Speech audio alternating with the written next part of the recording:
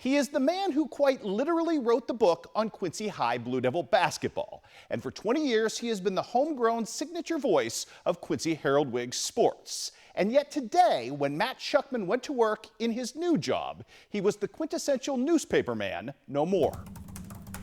I have a neighbor, mid-20s, recently married, doesn't get the newspaper.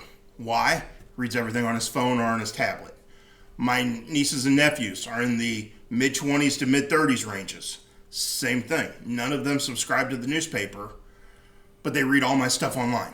He is among the most decorated writers ever to pen a column for the Quincy Herald-Whig in any capacity, sports or otherwise.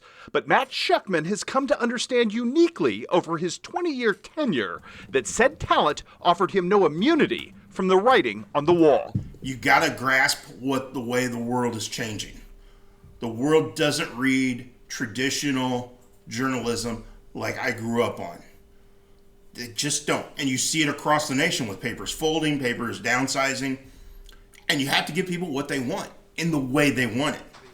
Viewed through that prism, Schuckman's decision to off-ramp his career from traditional journalism pathways and now helm the independent MuddyRiverSports.com startup, which will officially launch August 16th, can be seen as a true risk-reward proposition. Very at ease and very at peace with the decision I made to change gears a little bit. Exciting, yes, very much so. Anxious, yes. Anxious to jump in feet first and get going and see where it goes. A little bit of trepidation from this. What if people don't view it? What if people don't log on? And I think that goes with any medium. So I think there's a little bit of that always in how are they going to react to this. But I think what I've seen from just the announcement of what's going on and what's transpired over the last couple of weeks, I think there's some excitement. I think there's people that want to get on board. And I think there's people that are going to want to read. Which has been a constant owing to the quality of Matt's work for 2 decades, a sentiment reinforced by the initial reaction to his announcement that he was leaving his post at the Herald-Whig. I'm not one who likes the attention. I'd prefer to give the attention to the people who I feel deserve it. So that hit me at the heart, you know.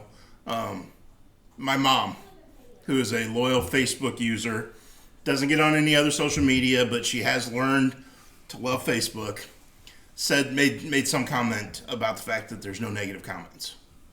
So that tells you a lot. It tells you that people appreciate what you do, how you do it, and have been there to support what I do and what I love to do. And again, a reminder that the Muddy River Sports Venture will officially launch on August the 16th. We tonight launch back into our coverage of Fort Madison baseball's quest to return to state. Extended highlights of the big game tonight against Central DeWitt right here at 10 o'clock. I will see you then.